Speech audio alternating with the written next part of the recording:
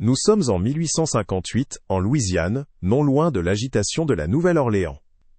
L'air est lourd, épais, saturé de l'humidité du Mississippi et du parfum sucré des magnolias, un parfum qui peine à masquer l'odeur de la sueur et de la peur.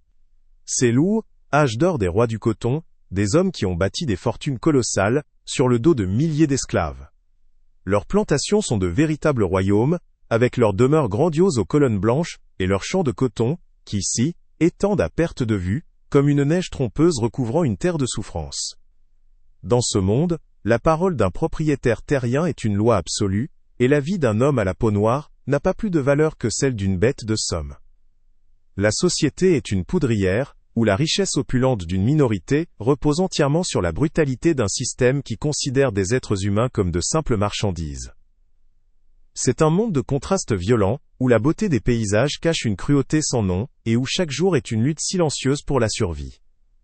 Au cœur de ce système régnait un homme dont le nom seul suffisait à glacer le sang, Cornelius Beaumont. À 50 ans, il était le propriétaire de la plus vaste et de la plus profitable plantation de toute la Louisiane, un empire hérité et agrandi par une ambition dévorante. Grand, imposant, avec un regard froid qui ne laissait jamais transparaître la moindre compassion, Cornelius se considérait moins comme un homme que comme un monarque. Son obsession était la pureté de sa lignée et la pérennité de son héritage, des concepts qu'il défendait avec une férocité implacable. Pour lui, tout et tout le monde était un outil au service de sa dynastie, ses terres, ses esclaves, et même sa propre épouse, Éléonore, qu'il traitait comme une possession de plus, un simple ventre destiné à porter son héritier. Sa parole était un décret, son humeur dictait la vie et la mort sur ses terres, et il ne tolérait aucun affront à son autorité, considérant le moindre écart comme une trahison méritant le châtiment le plus sévère. Un après-midi suffocant, Cornelius Beaumont revint de voyage plus tôt que prévu. La grande maison était silencieuse, les esclaves s'affairant à leurs tâches avec une discrétion craintive. Il monta directement à ses appartements privés, le sanctuaire de son pouvoir, un lieu interdit à quiconque, sans sa permission explicite. C'est là qu'il vit l'impensable. Allongé dans son propre lit, comme s'il en avait le droit, se trouvait Samuel, un jeune esclave de la maison. Pour un homme comme Cornelius, cet acte haine était pas une simple insolence. Était une profanation, une attaque directe contre son honneur, son autorité, et sa virilité même. Une rage froide et pure s'empara de lui. Sans prononcer un mot, sans poser la moindre question, il attrapa Samuel par le col et le traîna dehors, dans la cour principale. Devant les autres esclaves et les contremaîtres rassemblés de force, il prononça la sentence, d'une voix dénuée de toute émotion. Pendez-le. Maintenant. Pour l'exemple. Si cette introduction vous a captivé, n'oubliez pas de vous abonner à la chaîne, de laisser un like, et de nous dire ce que vous en pensez dans les commentaires. Au milieu de cette tyrannie se tenait Éléonore Beaumont, l'aile, épouse de Cornelius. À 35 ans, elle portait sa beauté comme une armure fragile, une façade de soumission et de grâce, qui cachait une intelligence acérée, et un mépris profond pour le monde que son mari avait bâti. Issue d'une famille aristocratique respectable, mais moins fortunée, elle avait été mariée à Cornelius pour sceller une alliance de pouvoir, devenant ainsi la reine silencieuse d'un royaume de souffrance. Elle dirigeait la grande maison avec une efficacité discrète, ses ordres donnés d'une voix douce, qui ne laissait jamais deviner la tempête qui faisait rage dans son âme. Pour les esclaves, elle était une présence énigmatique, parfois bienveillante, mais toujours distante, prisonnière d'une cage dorée, dont les barreaux étaient les conventions sociales, et la poigne de fer de son époux. Chaque jour, elle jouait son rôle à la perfection, celui de groom et épouse dévouée, tout en observant, en analysant et en attendant son heure, le cœur lourd d'un secret qui pouvait tout détruire. Le conflit principal entre Éléonore et Cornelius n'était pas fait de cris et de disputes, mais d'un silence lourd et oppressant. L'obsession de Cornelius pour un héritier mâle était devenue une torture quotidienne. Il ne la voyait pas comme une partenaire ou une confidente, mais comme un simple instrument de procréation dont la seule fonction était de perpétuer la lignée Beaumont. Régulièrement, il la convoquait dans son bureau, non pour partager un moment d'intimité, mais pour lui rappeler son devoir. D'une voix froide et dénuée d'émotion, il parlait de la pureté du sang, de l'importance de la succession, et de sa déception face à son incapacité à lui donner un fils. Chaque mot était une humiliation calculée, une façon de la réduire à son statut de possession, un ventre qui ne remplissait pas sa fonction. Éléonore endurait ses sermons le regard baissé, le visage impassible, mais chaque insulte gravait plus profondément en elle la haine qu'elle portait à cet homme, et au système qu'il incarnait. Loin du regard de son mari, Éléonore se réfugiait dans la solitude de la bibliothèque, son seul véritable sanctuaire. Entourée de livres que Cornélius jugeait inutiles pour une femme, elle nourrissait son esprit et sa rébellion silencieuse. Elle lisait des ouvrages de philosophie, des récits de révolutions lointaines, et suivait avec une attention particulière les écrits des abolitionnistes du Nord. Ces lectures n'étaient pas un simple passe-temps. Elles étaient le carburant de sa résistance intérieure. C'est dans ces moments de quiétude qu'elle se permettait de ressentir toute l'étendue de son dégoût pour la brutalité qui l'entourait. Elle savait que la richesse de sa famille, le confort de sa vie, tout reposait sur une injustice monstrueuse. Plus que tout, elle était la gardienne d'une vérité explosive, un secret de famille si terrible qu'il pouvait faire s'effondrer l'Empire Beaumont comme un château de cartes. Ce fardeau était à la fois sa plus grande peur et son arme la plus puissante. Une arme qu'elle ne savait pas encore comment utiliser. C'est dans ce contexte qu'elle commença à remarquer Samuel. Contrairement aux autres esclaves de la maison, qui se déplaçaient avec une peur et une soumission constantes, Samuel possédait une dignité tranquille qui semblait inébranlable. Il était intelligent, observateur, et ses yeux trahissaient une profondeur que Cornélius n'aurait jamais pu voir, trop aveuglé par ses préjugés pour voir autre chose qu'un bien meuble. Éléonore ressentait une connexion étrange et inexplicable avec ce jeune homme. Parfois, leurs regards se croisaient dans un couloir, et dans cet instant fugace, elle percevait une compréhension mutuelle, une reconnaissance silencieuse de leurs conditions de prisonniers, bien que dans des cages très différentes.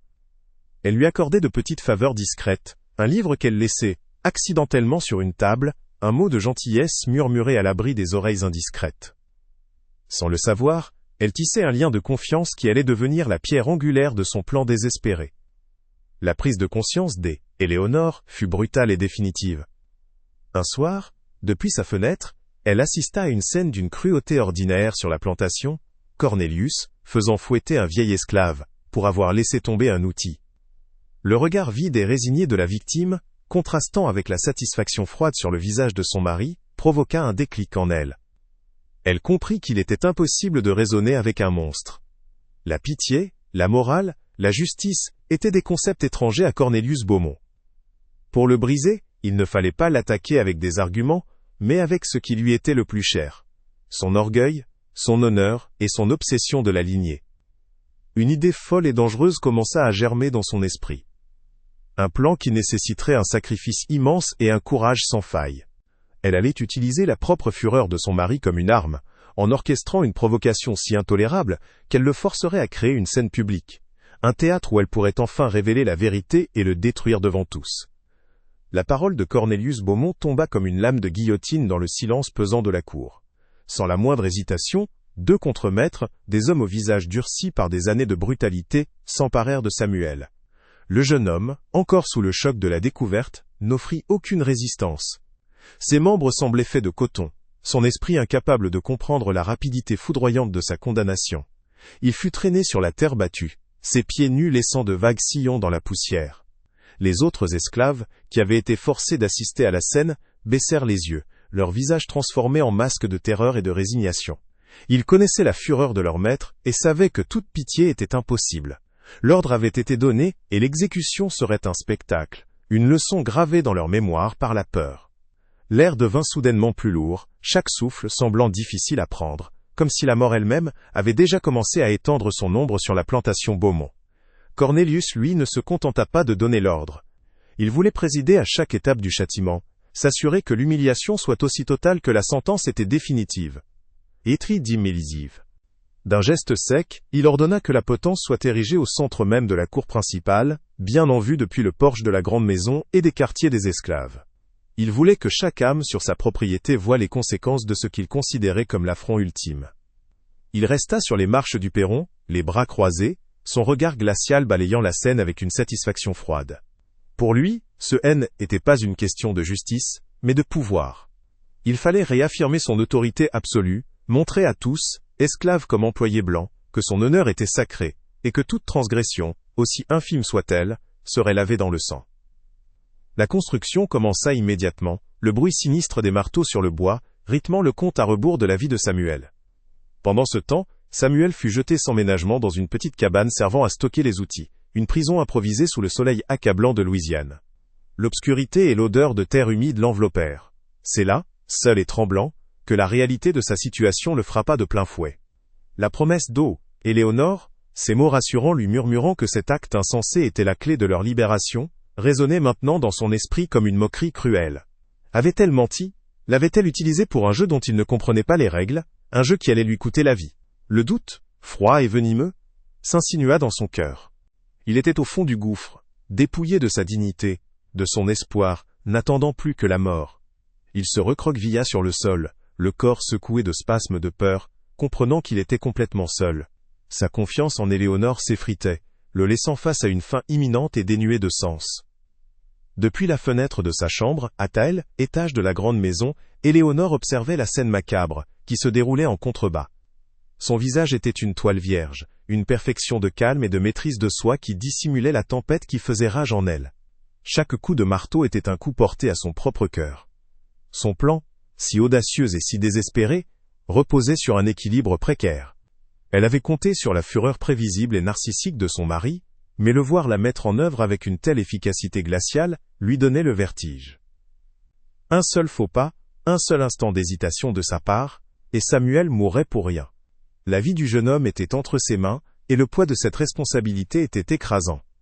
Elle se sentait elle-même prisonnière, non pas d'une cabane, mais de son propre stratagème. Pour la première fois, elle se demanda si elle avait la force d'aller jusqu'au bout, si le courage ne lui ferait pas défaut au moment crucial. Le soleil atteignit son zénith, transformant la plantation en une véritable fournaise. Sur ordre des contremaîtres, les esclaves furent arrachés à leur travail dans les champs de coton et rassemblés de force dans la cour.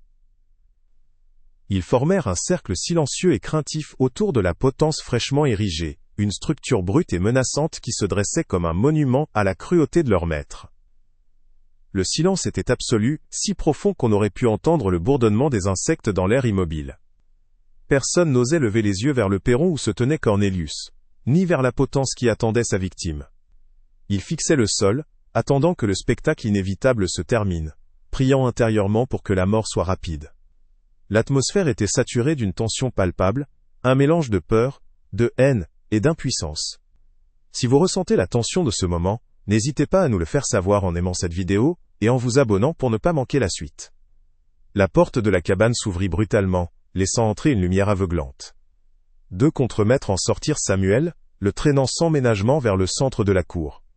Ses mains étaient liées fermement dans son dos, et on lui avait retiré sa chemise, exposant son torse nu à la chaleur impitoyable. Il marchait d'un pas chancelant, la tête basse, n'osant pas croiser le regard des siens.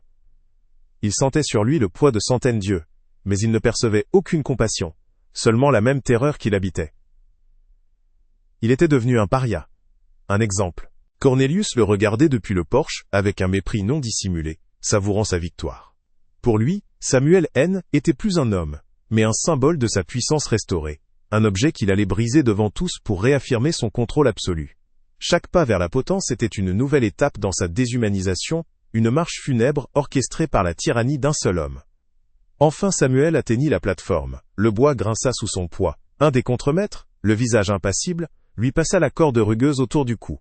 Le nœud coulant, lourd et épais, reposait sur son épaule. Il leva les yeux une dernière fois, non pas vers son maître, mais vers la fenêtre de la chambre 2, Éléonore. Il ne la vit pas. À cet instant, tout espoir l'abandonna. Il ferma les yeux, se préparant à l'inévitable. Le contremaître se tourna vers Cornelius, attendant le signal final, un simple hochement de tête qui mettrait fin à tout. Le silence dans la cour était devenu si intense qu'il en était douloureux. La vie de Samuel ne tenait plus qu'à un fil, suspendu à la volonté d'un tyran. Pour tous les témoins de cette scène, il n'y avait aucune issue possible. Le piège S était refermé, et la mort semblait être la seule et unique conclusion. Mais pour comprendre comment un jeune esclave S était retrouvé condamné à la potence, il faut remonter le temps de plusieurs mois. Tout commença une nuit d'orage, après une autre humiliation infligée par Cornelius. Dans le silence de son bureau, il avait une fois de plus reproché à Éléonore son incapacité à lui donner un héritier, la traitant non comme une femme, mais comme un simple réceptacle défaillant. Cette nuit-là, quelque chose se brisa définitivement en elle. La patience, la soumission, la façade de dignité, tout vola en éclats. Elle comprit qu'elle ne pouvait plus attendre une intervention divine, ou une quelconque forme de justice extérieure. Si elle voulait détruire cet homme et le système qu'il incarnait, elle devait devenir l'architecte de sa chute. Sa rébellion silencieuse était terminée, l'heure de l'action était venue. Assise dans l'obscurité, le visage baigné par la lueur des éclairs, elle commença à échafauder un plan, non pas pour échapper, mais pour faire s'effondrer l'empire Beaumont de l'intérieur. Son regard se porta alors sur Samuel. Depuis longtemps elle avait remarqué sa présence discrète mais singulière. Contrairement aux autres, il ne courbait jamais complètement l'aile. Échine. Il y avait dans ses yeux une lueur d'intelligence et de défi contenu qui fascinait Éléonore. Elle comprit qu'il ne pouvait pas être un simple pion dans son jeu. Il devait être un allié conscient et volontaire. Elle commença alors une lente et dangereuse danse de séduction intellectuelle. Elle laissait traîner des journaux abolitionnistes du Nord sur une table du couloir, sachant qu'il était l'un des rares à savoir lire en secret. Elle posait des questions à double sens sur la loyauté et la justice en sa présence, observant attentivement ses réactions subtiles. Chaque test réussi la confortait dans son choix. Samuel N. était pas seulement une victime, il était une arme potentielle, une arme qu'elle devait apprendre à manier avec une précision absolue pour ne pas qu'elle se retourne contre deux. La première rencontre secrète eut lieu dans la bibliothèque, le seul endroit où Éléonore se sentait en sécurité. Elle avait demandé à Samuel de venir tard dans la nuit, sous un prétexte anodin. Quand il entra, la peur se lisait sur son visage. Il s'attendait à une punition, peut-être pour une faute imaginaire. Mais au lieu de la colère, il trouva une femme au visage grave, qui lui offrit un siège, un geste impensable dans leur monde. D'une voix basse et intense, Éléonore ne tourna pas autour du pot. Elle lui parla de la tyrannie de son mari, de l'injustice qui rongeait les fondations de cette maison. Elle ne lui révéla pas encore son plan, mais elle lui fit comprendre qu'elle cherchait une issue, une fissure dans la muraille de l'oppression. Elle lui demanda s'il croyait en une justice possible, même la plus improbable. Le silence de Samuel fut long, mais dans ses yeux, la peur commençait à céder la place à une lueur de curiosité et d'espoir insensé. Pour sceller cette alliance naissante, Éléonore savait qu'elle devait abattre les murs qui les séparaient. Elle lui confia une partie de sa propre histoire, sa solitude, son mariage arrangé qui, était qu'une transaction commerciale, et son dégoût pour la richesse bâtie sur la souffrance. Pour la première fois, Samuel ne voyait plus la maîtresse de la plantation, mais une autre prisonnière, enfermée dans une cage dorée tout aussi solide que la sienne. Elle lui expliqua que la plus grande force de Cornelius, son obsession pour la pureté de sa lignée, était aussi sa plus grande faiblesse. C'est là qu'il fallait frapper, non pas avec la force brute, mais avec une vérité si dévastatrice, qu'elle anéantirait son identité même. Samuel écoutait, fasciné. Il comprenait qu'elle ne lui offrait pas seulement une chance de liberté, mais une opportunité de vengeance. Une idée qui avait toujours semblé hors de portée. Un rêve de fou. La confiance s'installait, fragile mais réelle. Le moment décisif arriva une semaine plus tard, toujours dans le secret de la bibliothèque. Éléonore lui demanda de lui montrer le médaillon en cuir qu'il portait au cou depuis son enfance, un objet qu'il n'avait jamais quitté, mais dont il ignorait le contenu. D'une main tremblante, il le lui tendit. Elle l'ouvrit avec précaution et lui montra la miniature qu'il contenait, le portrait d'un homme plus jeune, mais dont les traits étaient indubitablement ceux de la famille Beaumont. Était le père de Cornelius. C'est alors qu'Éléonore lui révéla le secret qu'elle tenait de la mère de Cornelius, une confession murmurée sur son lit de mort. Samuel N. était pas un esclave ordinaire. Il était le premier-né du vieux Beaumont, fruit d'une liaison passionnée avec une esclave. Il était le véritable héritier, caché et renié pour que Cornelius, le fils légitime mais cadet, puisse hériter de tout. Si cette révélation vous a surpris, montrez-nous votre soutien avec un like et abonnez-vous pour ne pas manquer la suite de cette histoire incroyable. La vérité frappa Samuel comme la foudre. Toute sa vie, son existence entière fut redéfinie en un instant. Le sentiment d'injustice qu'il avait toujours ressenti au fond de lui, était plus une simple révolte contre sa condition d'esclave, mais la colère légitime d'un homme dépossédé de son nom, de son histoire et de son héritage. La peur qui l'avait paralysé pendant des années se mua en une rage froide et déterminée. Il regarda Éléonore, non plus avec la méfiance d'un esclave face à sa maîtresse, mais avec le regard d'un égal, d'un partenaire dans un complot qui allait redéfinir leur destin. Il comprenait maintenant le sens du plan d'Éléonore. Il ne s'agissait pas seulement de s'enfuir ou de survivre, mais de réclamer ce qui lui avait été volé, de détruire l'imposture sur laquelle Cornelius avait bâti sa vie. Il accepta. Sans la moindre hésitation, il accepta de jouer son rôle dans cette pièce macabre, quel qu'en soit le prix. Éléonore lui exposa alors les détails les plus dangereux de son stratagème. pour que la vérité ait un impact, elle devait être révélée publiquement, dans un moment de crise absolue. Elle avait besoin de créer une scène si choquante, que Cornelius ne pourrait pas étouffer en silence. C'est pourquoi Samuel devait être découvert dans le lit de son maître. Était l'ultime profanation, l'affront personnel qui garantirait une réaction publique et démesurée. Cornelius, dans sa fureur narcissique, ne se contenterait pas d'une punition privée. Il exigerait un spectacle, une pendaison publique pour laver son honneur. Et c'est sur cette scène, au moment où tout semblerait perdu, qu'Hyprère, Éléonore interviendrait pour jouer son dernier acte, et révéler la vérité devant tous, transformant le triomphe du tyran en sa plus grande humiliation. Était un pari insensé, où la moindre erreur de calcul signifierait une mort certaine pour Samuel. Les semaines qui suivirent furent consacrées à une préparation minutieuse et secrète. Chaque détail fut répété, chaque réaction anticipée. Éléonore instruisait Samuel sur la manière de se comporter, sur le silence à garder, sur la confiance absolue qu'il devait lui accorder même au pied de la potence. Elle lui assurait qu'elle n'attendrait pas que la corde se serre, mais qu'elle devait laisser la tension monter à son paroxysme pour que l'effet de la révélation soit total. Leur lien était plus celui d'une maîtresse et d'un esclave, mais celui de deux conspirateurs unis par un objectif commun et un danger mortel. Ils partageaient un secret qui pouvait soit les libérer, soit les anéantir. Chaque regard échangé dans les couloirs de la grande maison était un rappel de leur pacte, une promesse silencieuse de tenir jusqu'au bout, malgré la peur qui leur nouait les entrailles. Puis vint le jour du retour de Cornelius. Le matin même, Éléonore et Samuel échangèrent un dernier regard. Il n'y avait plus de mots à dire.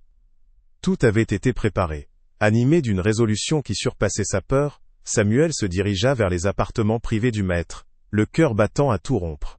Il s'allongea sur le lit interdit, fermant les yeux, attendant l'arrivée du monstre. De son côté, Éléonore s'installa près de sa fenêtre, son visage un masque d'impassibilité. Elle observait la route, attendant la voiture qui ramènerait son mari. Le piège était en place. La première partie du plan, la plus imprévisible, était lancée. Elle ne pouvait plus reculer. La pièce de théâtre la plus importante de sa vie allait commencer, et elle en était à la fois l'auteur, le metteur en scène, et l'un des acteurs principaux. L'Empire Beaumont vivait ses dernières heures de tranquillité. Au moment même où Cornelius Beaumont prononçait la sentence, son esprit était déjà tourné vers la mise en scène de son pouvoir. Il ne s'agissait pas seulement de tuer un esclave, mais de graver une leçon de terreur dans l'esprit de chaque personne vivant sur ces terres. Il ordonna que l'exécution soit retardée jusqu'à ce que tous les travailleurs des champs soient rassemblés, afin que personne ne manque le spectacle. Il voulait que leurs yeux voient, que leur cœur tremble, et que leurs esprits comprennent qu'il était le seul maître de la vie et de la mort. Depuis le perron de sa demeure, il observait les préparatifs avec une satisfaction glaciale, se délectant de la peur palpable qui se propageait dans l'air. Il se sentait invincible, un monarque réaffirmant son autorité absolue sur son royaume. Chaque détail de cette exécution publique était, pour lui, une célébration de son honneur restauré, ignorant complètement qu'il était qu'un acteur principal dans une pièce de théâtre dont il n'avait pas écrit le scénario.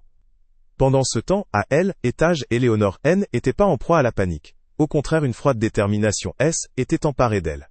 Elle observait la scène depuis sa fenêtre, non pas comme une spectatrice horrifiée, mais comme un général surveillant le champ de bataille. Chaque action de son mari, chaque clou planté dans la potence, était une confirmation que son plan se déroulait exactement comme prévu. Elle avait misé sur son orgueil démesuré et sa fureur prévisible, et il ne la décevait pas. Elle savait que le plus difficile restait à venir. Le timing de son intervention devait être parfait, millimétré à la seconde près. Trop tôt, et il pourrait l'enfermer, et procéder à l'exécution en silence. Trop tard, et Samuel serait mort. Elle respira profondément, calmant le battement effréné de son cœur. La peur était un luxe qu'elle ne pouvait pas se permettre. Leur haine était plus à elle, émotion, mais à la stratégie la plus implacable. Se détournant de la fenêtre, elle se dirigea non pas vers l'escalier, mais vers l'ancienne chambre de sa défunte belle-mère, une pièce que Cornelius n'avait jamais investie. D'un geste précis, elle fit glisser un panneau secret derrière la bibliothèque, révélant un petit coffre en fer. À l'intérieur reposait la preuve ultime, la pièce maîtresse de sa vengeance. Ce n'était pas seulement une intuition ou une histoire murmurée.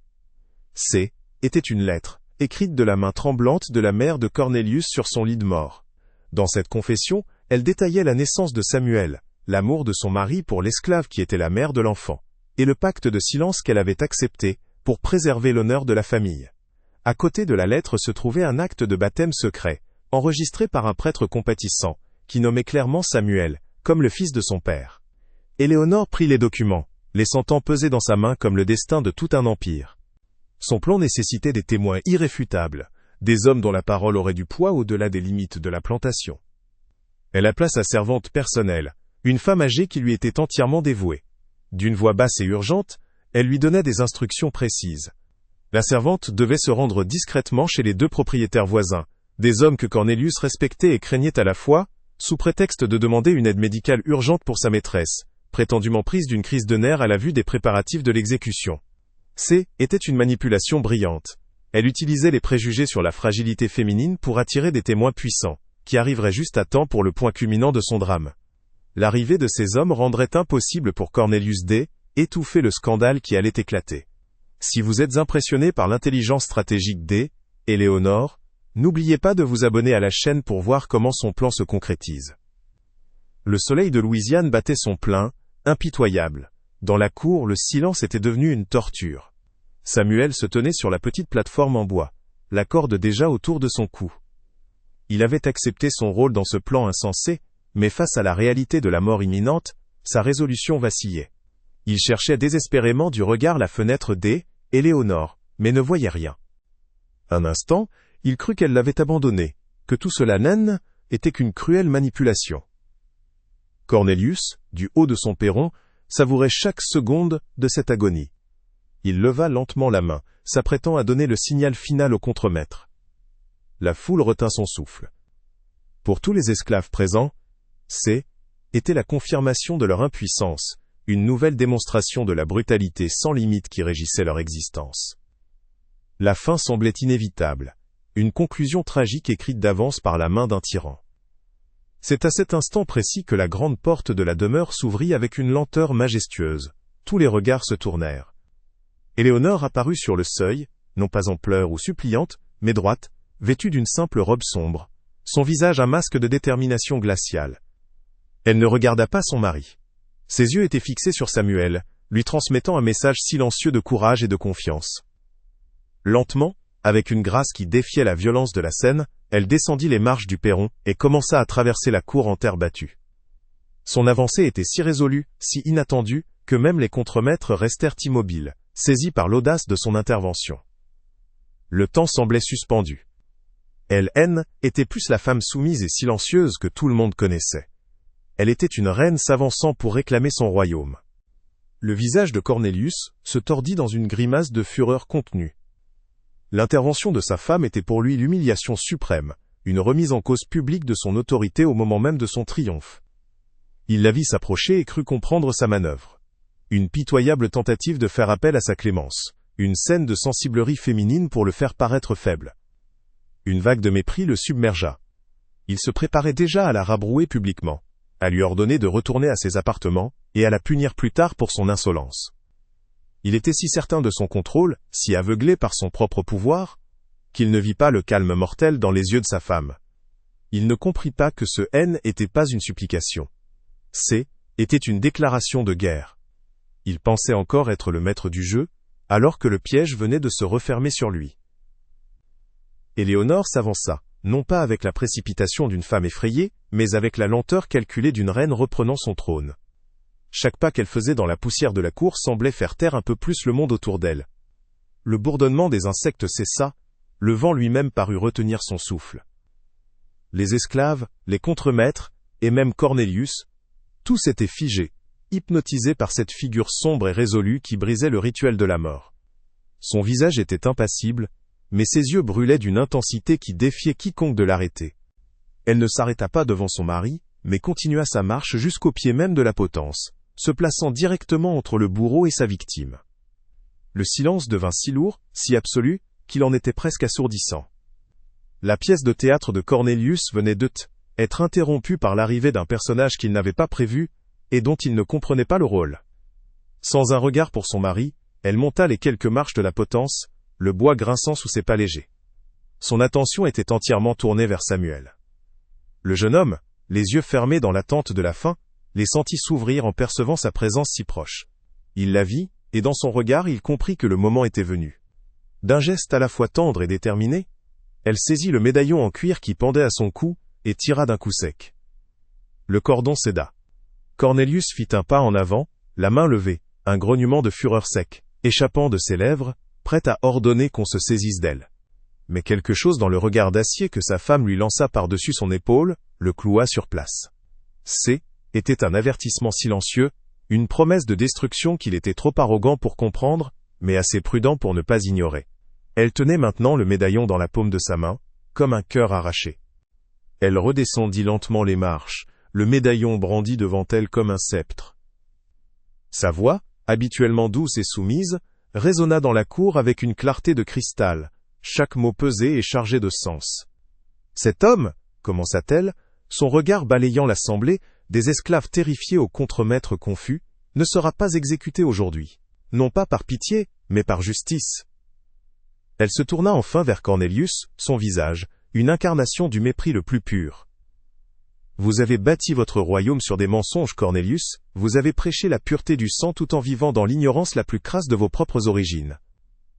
Vous vouliez faire un exemple pour asseoir votre autorité ? Très bien. Mais l'exemple d'aujourd'hui ne sera pas celui que vous attendiez. Cet objet que vous méprisez, dit-elle en le brandissant, contient une vérité plus ancienne et plus légitime que votre nom. La tension était à son comble, personne n'osait plus bouger. D'un geste sec, elle ouvrit le fermoir du médaillon, elle ne montra pas son contenu à la foule. Au lieu de cela, elle s'approcha de son mari à ce qu'ils ne soient plus qu'à quelques centimètres l'un de l'autre, et lui fourra le médaillon sous les yeux. « Regardez !» ordonna-t-elle, sa voix un murmure sifflant et venimeux. Le choc figea les traits de Cornelius. À l'intérieur du petit cercle de métal ne se trouvait pas le portrait d'une amante secrète ou un quelconque fétiche, mais une miniature parfaitement conservée de son propre père, le patriarche Beaumont, dans la force de l'âge. Il recula d'un pas, comme s'il avait été frappé. Comment ? Pourquoi un esclave posséderait-il un tel objet ? La question brûlait dans ses yeux, mêlée à une confusion grandissante. Un murmure parcourut la foule d'esclaves et d'employés, qui ne comprenaient pas la signification de ce portrait, mais sentaient que l'équilibre du pouvoir venait de basculer de manière irréversible.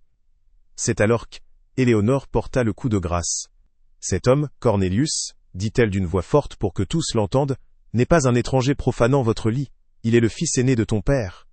Il est ton frère. » La révélation tomba comme une bombe, créant une onde de choc silencieuse dans la cour. Elle continua, chaque mot étant une pierre qui démolissait édifice de la vie de son mari. Né de l'amour que ton père portait à une femme qu'il n'avait pas le droit d'aimer, une esclave. Il a été caché, renié, pour que toi, le second fils, le fils légitime, tu puisses hériter de tout.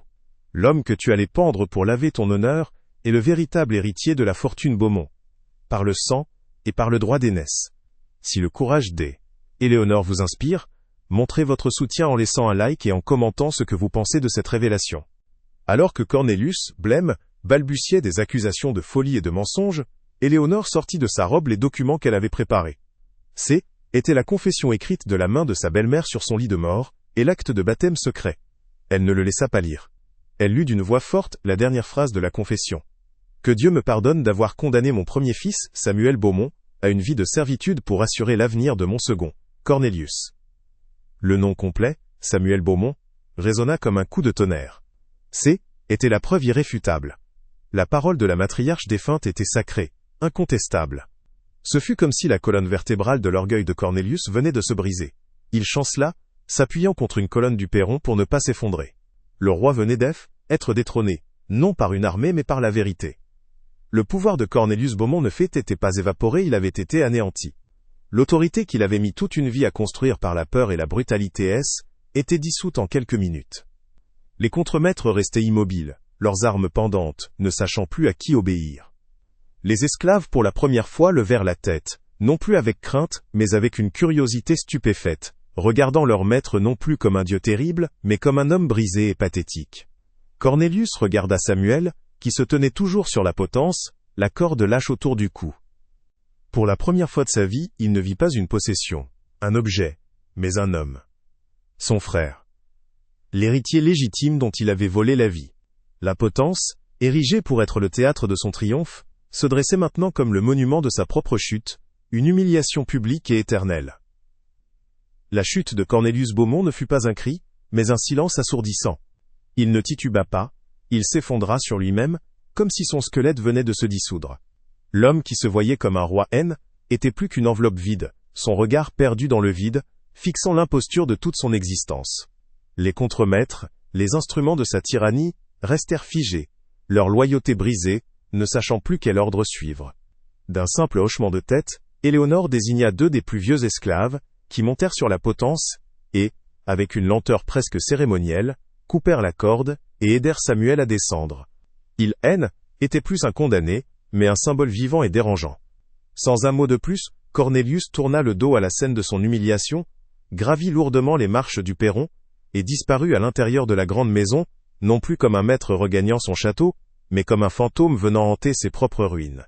Son règne était terminé, anéanti par une vérité murmurée. Les jours qui suivirent furent ceux d'une lente décomposition. Cornelius ne sortit plus jamais de sa chambre. On disait qu'il passait ses journées à fixer le mur, refusant de parler à quiconque, prisonnier d'une folie silencieuse. La plantation Beaumont, autrefois un modèle d'efficacité brutale, sombra dans le chaos. Éléonore prit les rênes, non pour préserver l'Empire, mais pour l'enterrer. Avec une détermination froide, elle commença à vendre des parcelles de terre, à régler des dettes, et, discrètement, à organiser la fuite de plusieurs familles d'esclaves vers le nord. Samuel, lui, devint une figure intouchable. Il ne travaillait plus, mais déambulait sur les terres qui auraient dû être siennes, son silence plus puissant que n'importe quel ordre. Les autres esclaves le regardaient avec un mélange de crainte et de respect.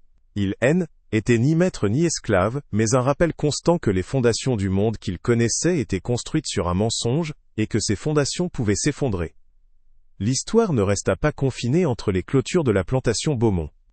Les 2 propriétaires voisins, témoins involontaires de la scène, la racontèrent à qui voulait l'entendre, d'abord comme une anecdote choquante, puis comme un avertissement.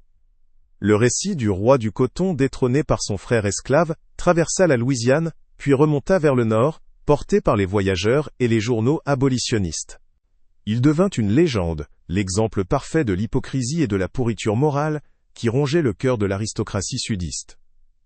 L'histoire de Samuel Beaumont N était plus celle d'un homme, mais celle d'une idée, la preuve que le concept de pureté du sang, sur lequel reposait tout le système esclavagiste N, était qu'une fiction commode pour justifier l'injustifiable. Chaque fois que l'histoire était racontée, elle semait un peu plus les graines de la révolte, qui allait bientôt enflammer le pays. Si cette histoire vous a impacté de quelque manière, n'oubliez pas de vous inscrire à la chaîne, de laisser votre like et de commenter ici-bas ce que vous en avez pensé. Cornelius Beaumont mourut 1 an plus tard, seul dans sa chambre, son nom déjà synonyme de honte et de déchéance. Son obsession pour la lignée S était achevée dans l'oubli. Une fois sa tâche de démantèlement accomplie, Éléonore disparut sans laisser de traces, son acte de justice étant sa seule et unique signature dans l'histoire. Quant à Samuel, il vécut assez longtemps pour voir la fin de la guerre et l'abolition de l'esclavage. Il ne chercha jamais à réclamer le nom ou la fortune des Beaumont, considérant cet héritage comme empoisonné. Il devint un homme libre, un fermier respecté, dont la dignité tranquille était le véritable héritage. L'histoire des Beaumont devint une leçon murmurée de génération en génération, prouvant que la véritable noblesse ne réside pas dans le sang que l'on prétend pur, mais dans le courage de révéler la vérité, et que les empires les plus solides, bâtis sur des mensonges, ne sont que, à une seule révélation de s'effondrer en poussière.